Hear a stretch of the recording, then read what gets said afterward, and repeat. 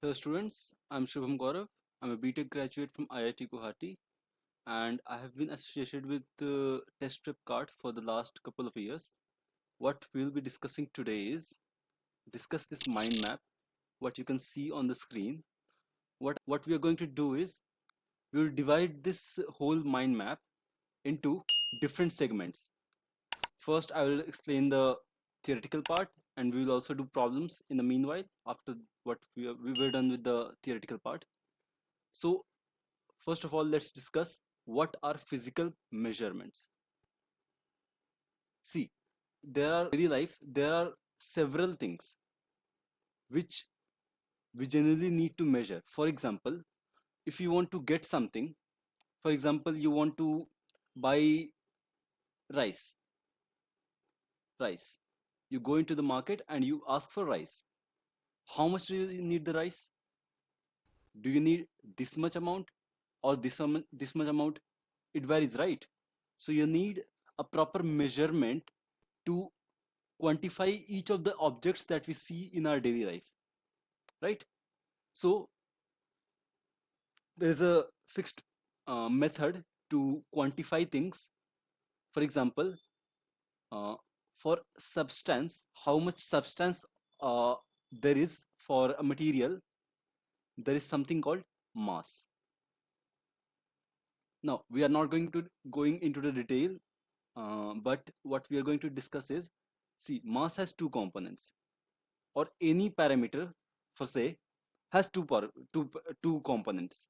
One is the numerical part, number, and the other is unit. Number you are well versed with, but unit, what is unit? See, uh, let's say there is this object and you need to measure the length of it. I can say it is 1, but the obvious question that will arise is, what is this 1?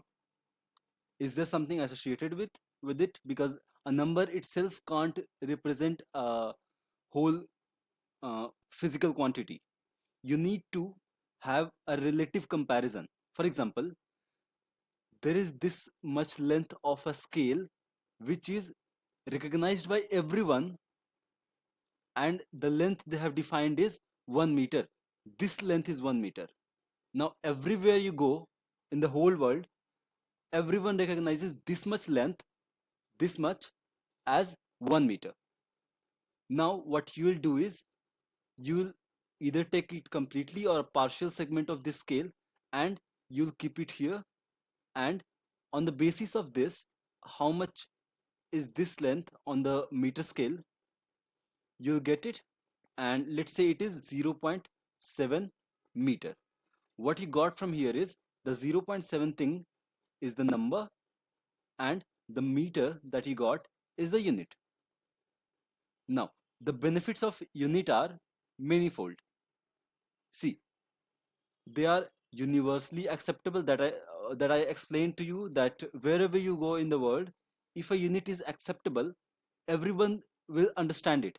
For example, uh, my height is 185 centimeter. The centimeter thing, you, you go and tell to every person on the earth, they will get it. What is 185 centimeter? If you didn't have the centimeter thing, it will be very difficult to explain the 185 thing.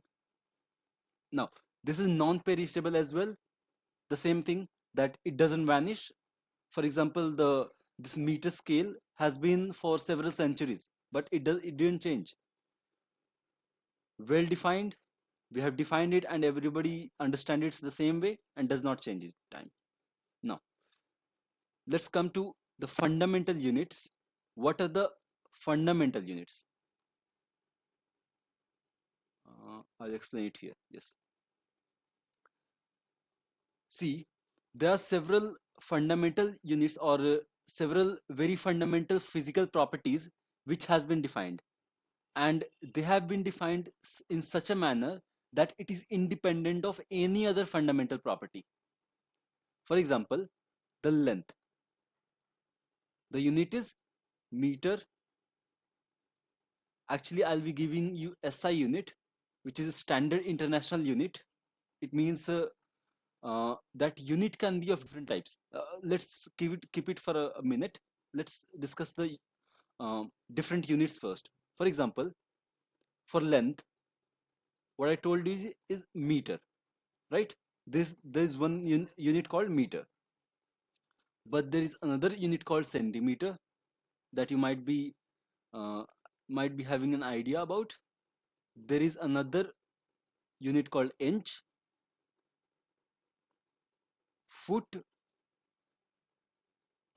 even a light year. Some of you may say it is an year, it might be time, but no, it's actually light year. One light year is actually the length that a photon particle or light travels during a duration of 1 year. It is an astronomical unit which is very, very large. So all of them represent the same physical property, which is length, but they have different, let's say, different uses, and some of them are comparable, like centimeter and inches are comparable, but why we have them is because of different simultaneously different countries had initiated different units, and has some historical significance, such as the inch and foot are famous in USA, while meter centimeter are mostly famous in the rest of the world.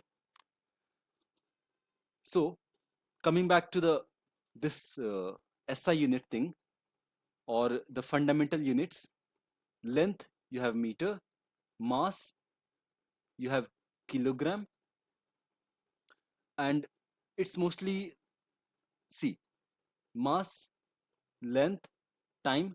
For mass it is kg, length it is meter, time it is second, temperature it is Kelvin, electric current it is ampere, luminous intensity, it means the intensity of the light, it is candela.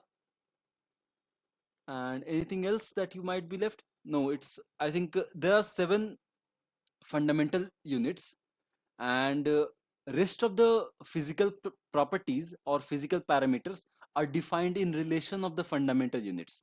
For example, if you want to calculate the speed, you must be having an idea. What is speed? It is speed is length covered during some time taken, right? Now what you do is, you already have the fundamental unit of length, that is meter, fundamental unit of time, that is second. So the unit of speed becomes meter per second. This is the unit. And if you have plugged the SI units for this, like length, for length, meter is the SI unit, for time, second is the SI unit, it becomes, the meter per second becomes the SI unit of speed. All right. This is, since this unit has been derived from the length and the time, such type of units are called derived units. That's the part that is here, derived units. All right. Other parameters can also be explained in the terms of fundamental units. And there is this thing that you might have some idea or not have some idea. I will explain either way. Supplementary unit, it means that they are there for convenience. Actually they don't have a very actual significance in physics, but in terms of their physical property, but they are for convention, for mostly the mathematical calculations and all. One of them is angle. There are two type of angles: plane angle, it means on a planar surface, and a solid angle. You must be having some idea about the plane angle, like this angle, this theta, on a plane sheet. This is a plane sheet. You might have, like for example, this is 30 degree. You might have had some examples like this. This is called plane angle. But there is another angle that some students might not have had some idea about. is called solid angle. What this means is, for example, there is this cone. Of course, this is three-dimensional, but there is this angle from a cross section that you see, a cross section, you might see a plane angle. But what if you take the whole thing, like whatever I have colored, imagine this as a solid cone, small cone. This is a solid thing, right? A 3D structure, not a planar structure. So this type of angle is called solid angle. It basically represents the angle of view that you have. For example, if I have my eye, one of the eye, and I want to see only this portion of the room, what I have to do is close this eye, and I will see this portion of the room. But this exactly is not a plane angle, right? This is an angle, but it lies in the third dimension. It actually eh, uh, it actually calculates amount of, or the angle of vision that I have. So that is a solid angle. What's the maximum vision? For example, there is this camera on the center. There is this sphere, and there is a camera on the center. Now this camera can orient and see the whole sphere, the spherical surface. So the whole solid angle that it can cover becomes, for example, what's the maximum plane angle? It becomes 2 pi. The maximum solid angle is actually 4 pi. Why is it 4 pi? Because solid angle is defined as, for example, you take a section of it, and this is the angle, phi, let's say, solid. Yes. So this is the solid angle phi. I will actually color it to make it more obvious to you. So how this is defined as, let's say this is the cross section, or the section of the sphere that it crosses. This is area A. The solid angle phi is defined as area by r square. Now the maximum area which can be is 4 pi r square for a sphere. 4 pi r square divided by r square becomes 4 pi. So maximum solid angle which is possible, which actually is the whole region, or whole, all the dimensions possible, or all the three dimensions visually possible, that becomes 4 pi st radians. It is called st radians. This is radian, the plane angle, and this is st radian. All right. Now we will get back to this sheet that I had. This has been done, this has been done, this has been done. I think this has also been done. No, I think I have to explain this. This is pretty simple from what I have already explained. See, there are different types of set of units from which we use the calculations. For example, the SI unit, I already told you the SI units. See, these are the SI units, and this ampere. SI units means international units, international uh, standard units. It means that the whole international scientific community recognizes this and uses this for a common understanding. Or for example, a scientist in India writes a calculation and sends it to, let's say, someone in Russia. They might have different units, and that might result into a complicated or wastage of time, right? So the whole scientific world has come together, and they have adopted a system of units which is called SI unit, International Standard Unit. There is also something called CGS units. Actually, the SI unit is also, the other name is MKS unit. Why this MKS? Because for the length, meter, meter for length,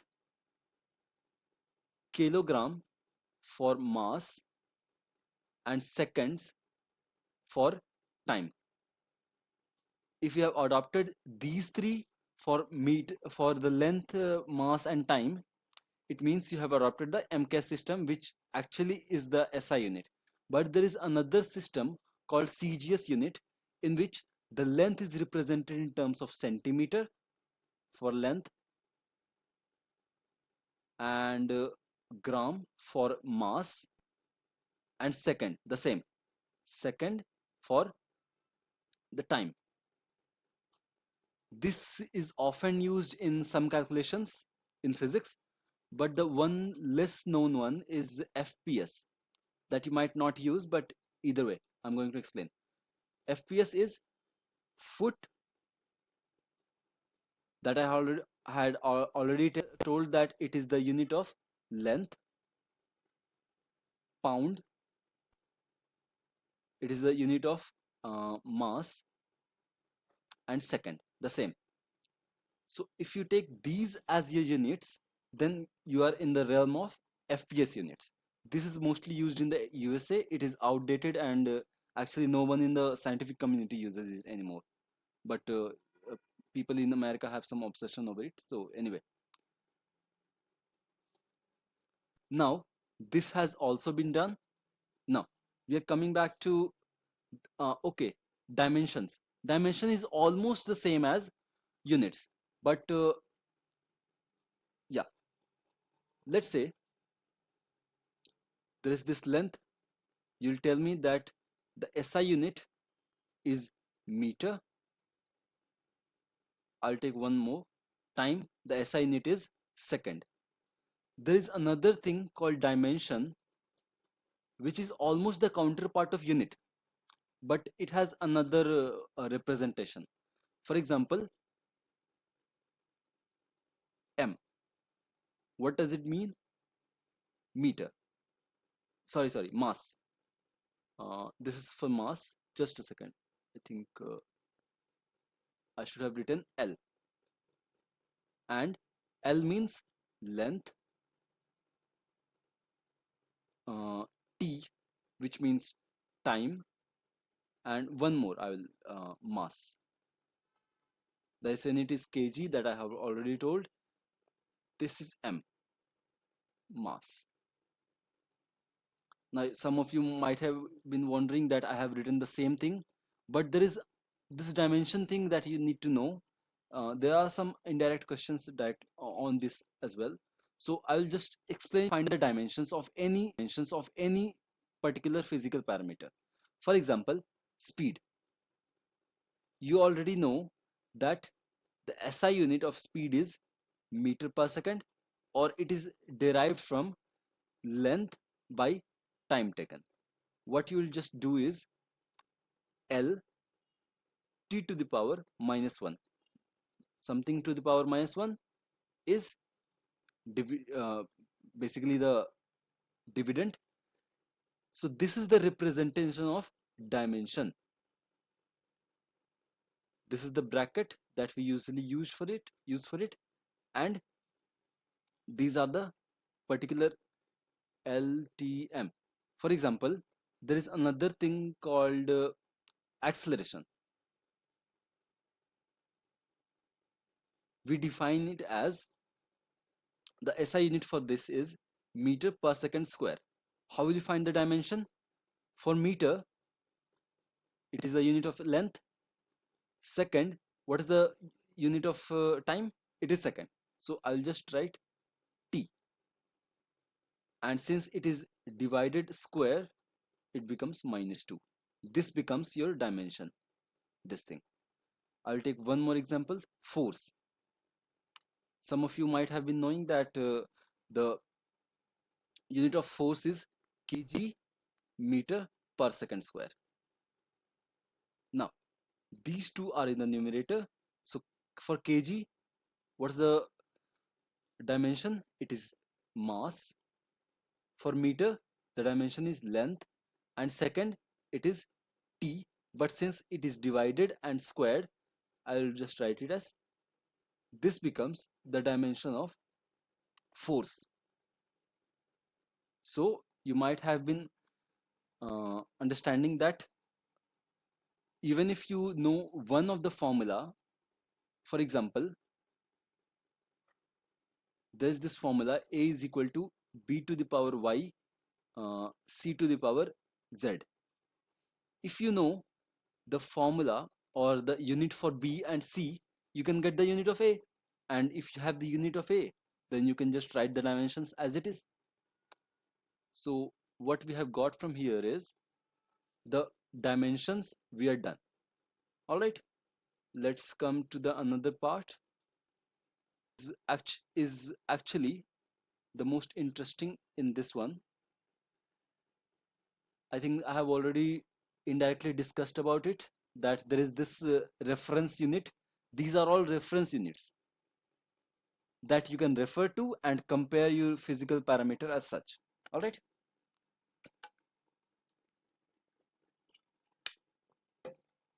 Yeah. So what we are going to do now is the slightly numerical part of the chapter. What we have been discussing till now is was the theoretical part. We'll look into the more practical aspects.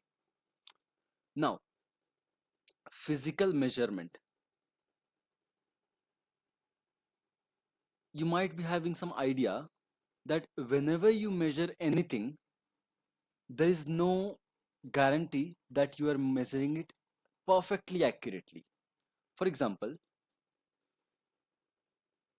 there is this amount of, let's say, sand.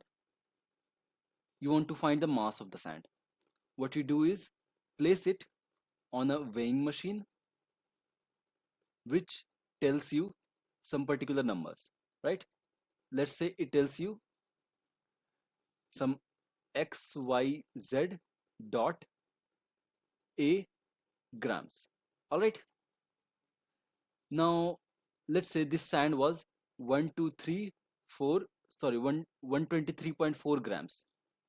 What you do is basically put only a sprinkle of sand, like only one fine particle. Do you think it will change? One fine particle will be much smaller than zero point 0.1 gram. So this thing doesn't change, and you have the same measurement now, 123.4 gram. But are the two things, or are the two amount of sands the same exactly? No, of course not. So what you have here is error. Basically, it's not that error in the literal sense that there's huge mistake that this machine has done. No, it has some limitation about which, or it has some limitation regarding how much accurate or how much precise the data it can give. Now there are two terms: accuracy and precision. Some of you might have confusion regarding the same. Some of you might have the notion that they are exactly the same, but they are not. For example, um, let's say uh, you have, I'll use the same example, sand. You have the same, let's say 123.5 gram sand. All right. What you do, you have weighing machine, a weighing machine. All right. Two weighing machines actually, weighing machine 1 and weighing machine 2. You put the sand on this first time and you get the value 123.2 gram. After some time you repeat the experiment and you get the value 123.4 gram. You repeat the experiment again and you might get some value 123.6 gram, for example. Now these three values are close to each other, and they are close to the original value, original mass as well.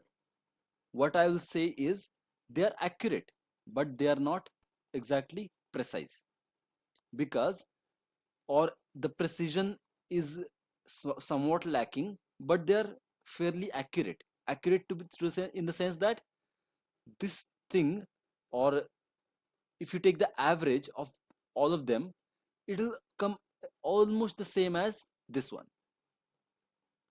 So it means that more or less, if you take multiple measurements, you will be able to average it out to the exact value.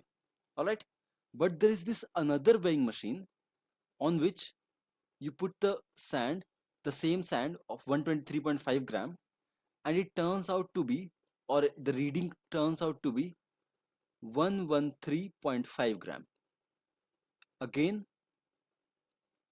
on the second turn, you put it and it again comes out to be 113.5 gram, and the third time as well 113.5 gram.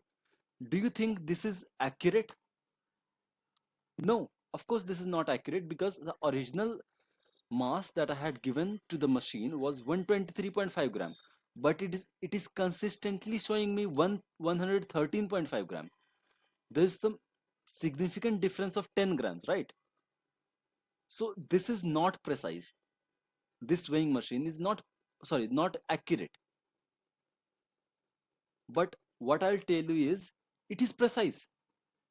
How is it precise?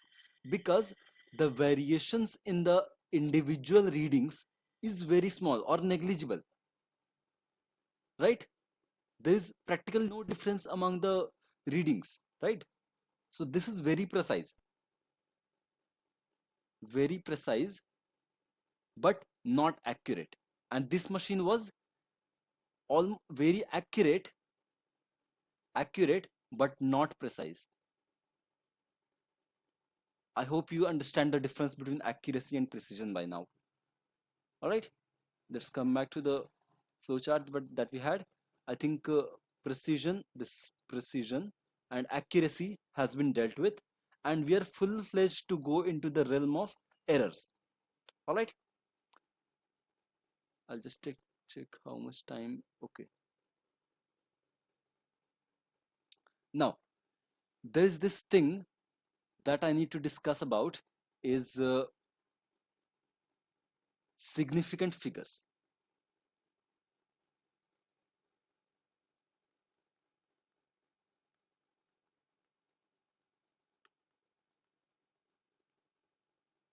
It is very important. Sometimes you are directly asked the number of significant figures. So what are significance, to be precise? See, every measurement that you take has one numerical value and unit, right? For example, there is this length, you measure it, let's say 11.2 centimeter. What is this 11.2? This is the numerical part, and centimeter is the unit. All right. Now, significant figures always deals with the numerical part only. It is not dependent on the unit. Not dependent on the unit, only dependent on the numerical part. All right. Now, what is significant? Significant means important. In the numerical part, what are the numbers or what are the digits which are really important to show the precision and the accuracy of the measurement? This is the meaning of significant figures. It means, for example, there is this the same thing I can write it as 0011.2 centimeter. There is no problem in this. It is exactly the same. But do you think these zeros play any importance? Even if they were not there, even if they were not there in this case, do you think they have these two numbers have any difference? No. It means the first two zero are not important at all or not significant at all. I'm yet to come at the rules of significant figures, but I'm explaining the only the significant, the term, what it means, significant figures. Significant figures means those digits, if you omit them or alter them, the whole data that you have gets altered or gets changed or gets corrupted or anything that you can say. All right. Now, there are several rules to find the whether a digit in a number is significant or not. The first rule is all non-zero, or basically, why should I write? There is already all non-zero digits are significant. It means, let me take an example. The first example is, let's say 1 0 1 0 0 1 2 3. Now, from the first rule, all non-zero digits must be significant. It means at least these digits are definitely significant. All right. Now, all zeros between two non-digits are significant. It means this is a significant, this is a significant number. It means any amount of zeros between two significant figures or two non-zero digits are always significant. It means in this number, this is also significant, this is also significant, these zeros. And what about this zero? It is also clubbed between these two non-zero digits, so it is also significant. All right. But what about, let's only focus on the first two rules for now, and I will ask you whether they are significant or not. 1 2 3 4 0 2 0 0. Do you think this one is significant? Of course, because on all non-zero digits must be significant. On that principle, these and these must be significant. On the second rule, all zeros between two non-zero digits, for example, this 0 between two non-zero digits 4 and 2 must be significant. So this is also significant. We will come on these whether they are significant or not based on the other rules. Now, there's this third rule. If the number is less than 1, the zeros on the right of the decimal point, but it is slightly complicated. I will just explain it to you. What it is, what means is, yes, the zeros on the right of the decimal, but to the left. Okay. It is unnecessarily complicated, so I will explain it to you. It basically talks about decimal numbers. For example, 0.001010. All right. This must be significant, and this must be significant from first rule, and this must be significant from the second rule. These we know for sure. The other digits, we will deal about them. All right. Now, let's come on this, the last one. Do you think there is another number 0.00101? Are these the same? What do you think? Some might say they're exactly the same, but I would beg to differ. They might be numerically same, but a measurement up to this level of scale, it means there are two different weighing machines. For example, this shows the slot of gram, gram, gram, and there is another weighing machine which shows the slot of gram, gram, gram dot this. It means if you have uh, uh, an object of mass 121.2 gram, this machine will only show me 121 gram, and this machine will only show me 121.2 gram. All right. Now you are given a data 121 gram, and you are not told from which machine you have been measured. What a general person will assume is it is nothing but 121.0 gram. This might be the assumption, which is not the actual case, but it has came through the error of this machine. I hope you are getting it. So it means that after the decimal, if there is some digit, even if it is 0, it is showing you the level of precision up to will up up up to which it has been measured. So the at the end of decimal, at the right of decimal, if there is at the zero at the end, it actually is not a disposable number. It is actually important.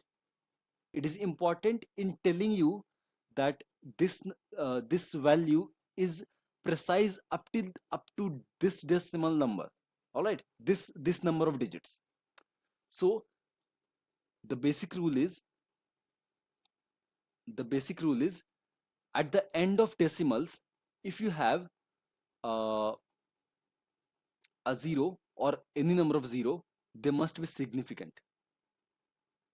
All right. Now, coming to the fourth rule, the fourth rule is if units are converted,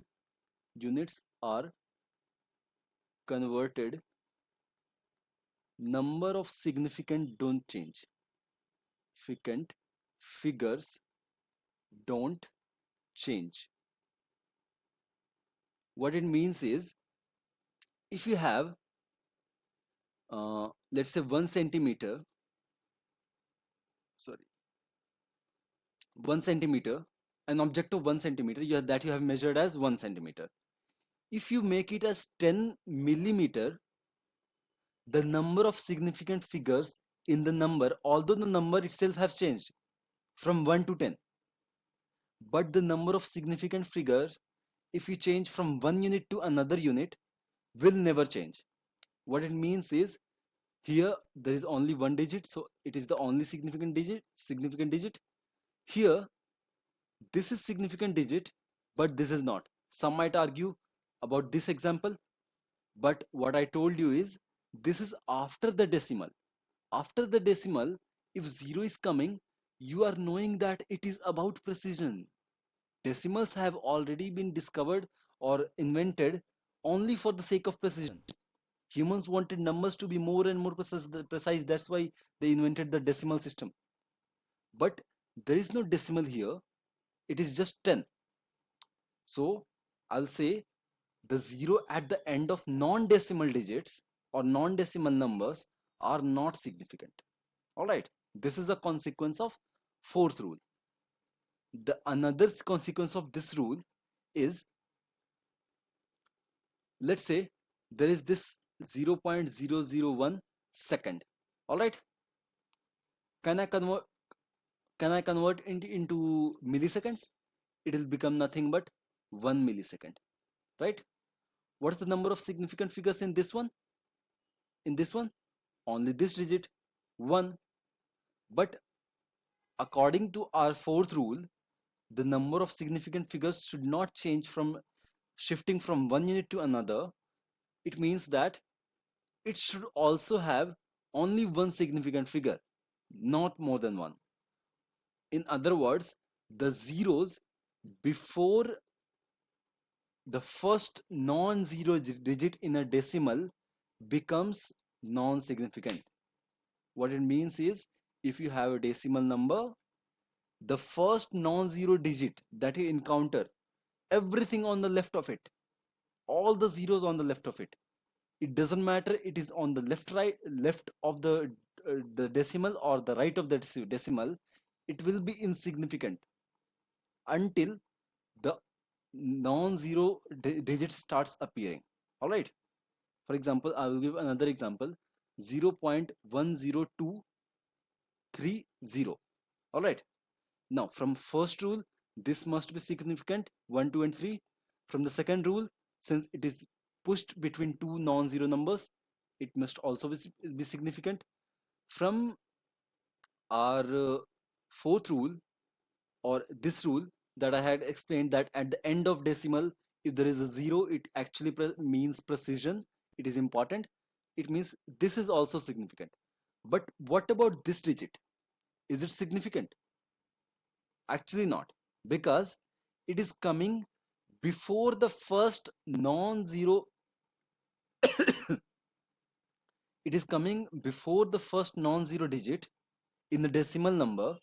That's why it is non-significant. Non-significant. All right. I hope you have understood it. And there is another implication of the fourth rule, that Let's say there is this number 1000 meter. Can I write it as 10 to the power 3 meter? I can. What's the number of significant figures in this one? This one, should they be the significant figures? They are not at the end of a decimal. So they must not be significant. What it means is this 1000 meter only has, or the 1000 number only has one significant figure. Should the changing of units or raising it to the power change it? No. As per our rule, unit conversion does not never imply that the number of significant figure will ever change. It means this must be significant, but anything on the raised to the power, it it is never significant.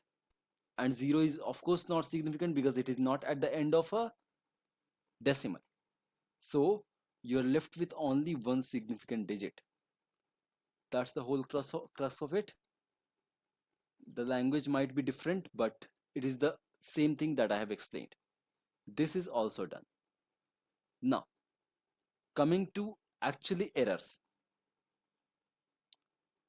See, I'll give you one example. We'll explain this thing with the help of an example. All right. I'm sorry. Yes. Now, the thing is, you have an object and you want to measure it with a weighing machine. All right. Now, if you have not observed till now, if you have a very precise machine, weighing machine, even uh, the air coming from the fan, they have influence on it, or the other surrounding things have influence on it. So let's say there is these are the digits on the machine, and this shows 60.1 gram. All right. Or let's just take these are in milligrams. So for the first time, when you put the object on the machine, the reading shows 59 milligram. You again do the same experiment the second time because you are measuring milligrams, very small numbers. So the possibility of an error is very high. The second time that you measure it is 60 milligram. There might be differences. I told you that these are very small masses, very small masses. Even if you have a fan in the room, the fan air circulation might have altered the readings. It is very much possible. Let's say you take measurement for the third time to be sure, and it comes out to be 61 milligram. Now, there is this dilemma that we got is which of the numbers is true? Nobody knows. So what we do is, if you want to represent it, what you do is you take the average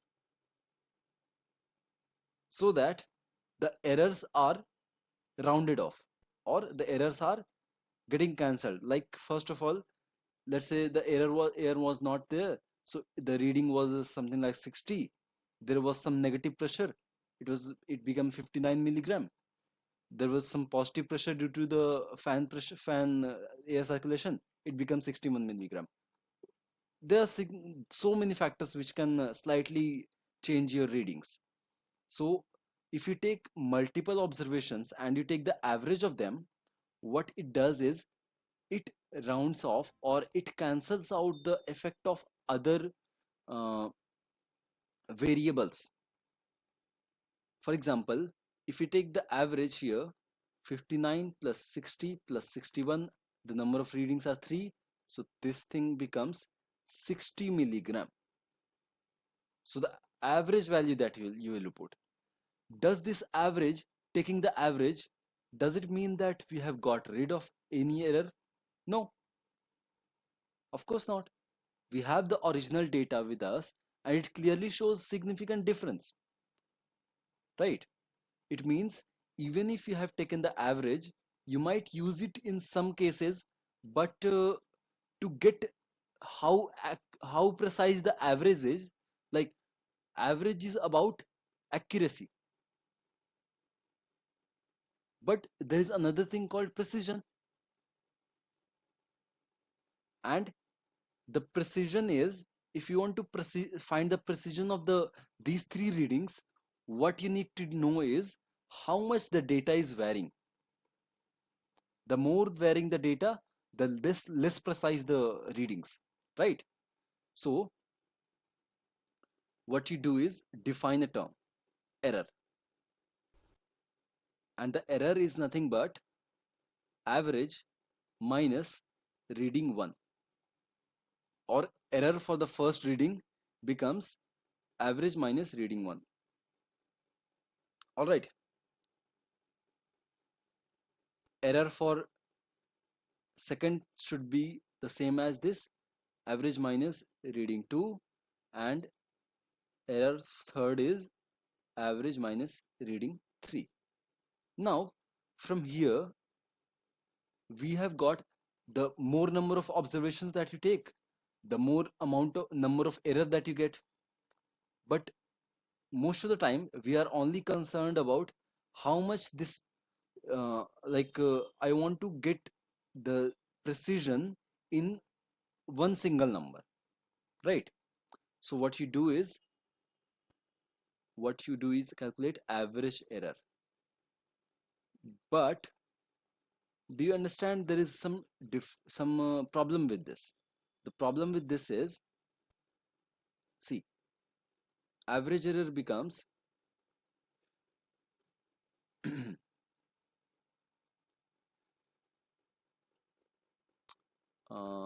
yes, average minus R1 plus average minus R2 plus average, sorry, minus R3 divided by the n, right?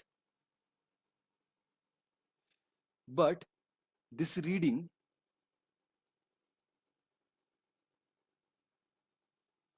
or let's not complicate it that further, the twist was that what I wanted to explain it through this, or it will take like 5-10 minutes, that's why I'm saving time. What I want to say is the error is not exactly the average minus reading 1. It is always taken as modulus. Why is it taken as modulus? Because if there was no modulus in error, you must have got, for this thing, 60 minus 59, it becomes 1. 60 minus 60, it becomes 0, the error. And 60 minus 61, it becomes minus 1. When you add all of them, what is this? 1 plus 0 plus minus 1 by 3. If you want to find the average, it basically becomes 1 minus 1 plus 0, 0, right? So the average error that you got from here, if you had not taken the modulus, becomes 0. It indirectly wants to tell you that there is no error in the system, which it is, which is very clear from the readings. That's why the way we define the error is modulus. We apply modulus, and if it is negative, we take only the positive part. If it is positive, fine enough. Now, the average error is not actually defined like this. It is defined as error 1 plus error 2 plus error 3 divided by 3, where error 1, error 2, error 3 are these three terms. All right. So this is the average error. There is another thing. This the average error, or we also call it absolute error. There is another term for this. This is which is absolute error. There is another term which is called relative error. Relative error. Relative. What do you mean by relative? With respect to something. So relative error is defined as absolute error or average error divided by the average or the mean average value. It is not about the this average that I'm talking about. This average value multiplied by 100. If you multiply it by 100, it becomes in the form of percentage. If you leave the 100, it becomes in the term of a ratio, something in between 0 and 1, right? So this is all about errors. I think this part I have explained. Percentage error and relative error, I have explained both of them because they are almost the same. It's just that you multiplied the relative error into 100 and it gives the thing in the form of error, sorry, percentage. It's the same as 0 0.6 is the same as 60%. It's the same thing. All right. Now, the only thing we are left with is combination of errors, which is the most scoring or most numerical intensive part of the chapter. I will just explain it quickly because we are short on time. All right. Now, let's say there is this parameter a which is calculated as x plus y. All right. How I can write a is, or any parameter can be written as average value plus average error plus minus average error. Error means it can be either more than that or lesser than that. It can be written as a average plus minus error 1 delta a. This is actually equal to a, or any parameter can be written as the same thing, the average of that parameter plus minus the average error, right? The delta a. This is the average error and this is the mean value of the parameter, and this is average of the error, not the parameter. All right. Now, if I can write a in this format, I can also write x in this format and y in this format. So it essentially becomes a plus minus delta a is equal to x plus y plus minus delta x plus delta y.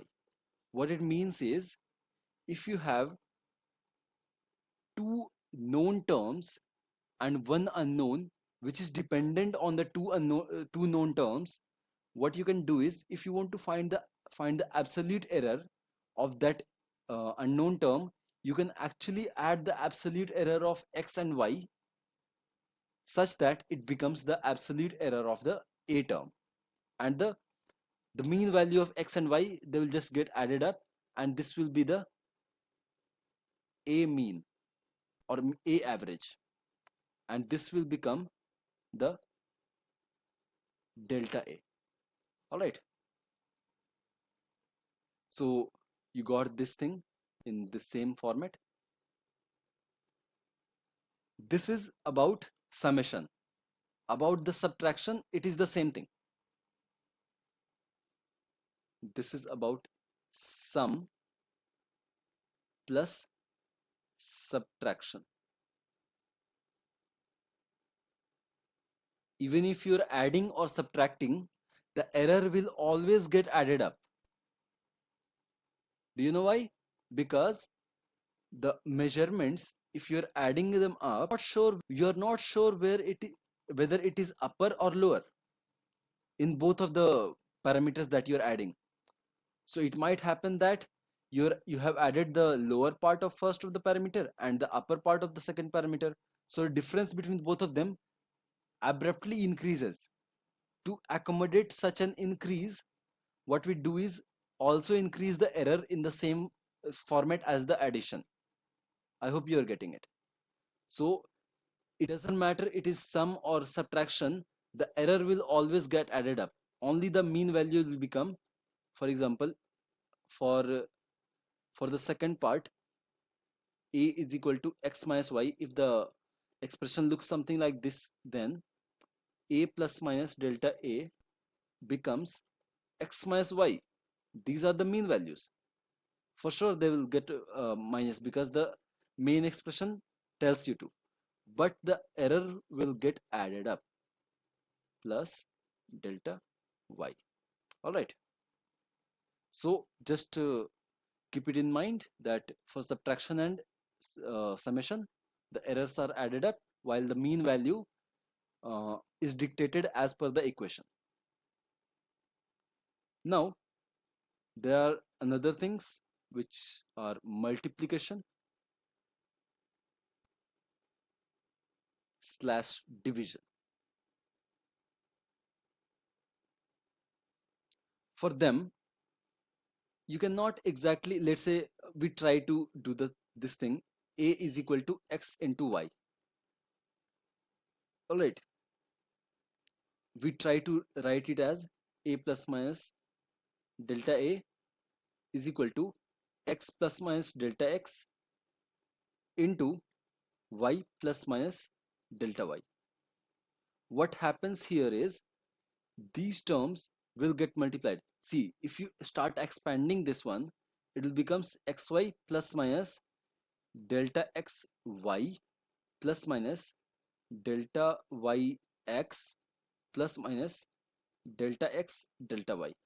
But what is happening over here is you are multiplying an absolute term with an error term, an absolute term with an error term, which is in most cases not known. Like in many cases, that in many problems that you'll solve, you'll not exactly know the absolute value of the a or x or y. You'll only know the relative or relative errors.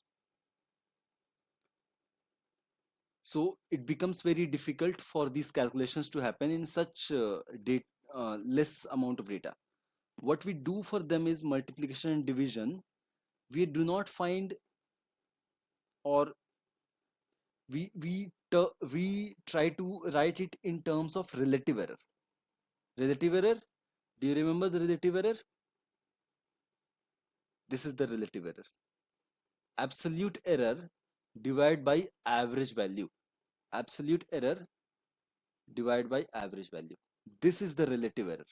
All right. So this is wrong. What we try to generate over here is a is equal to x into y.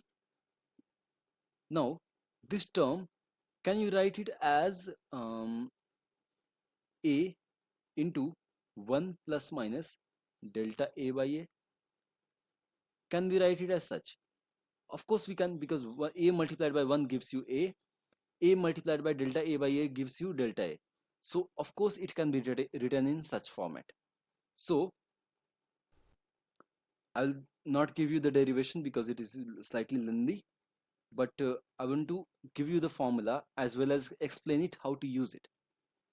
A into 1 plus minus delta a by a.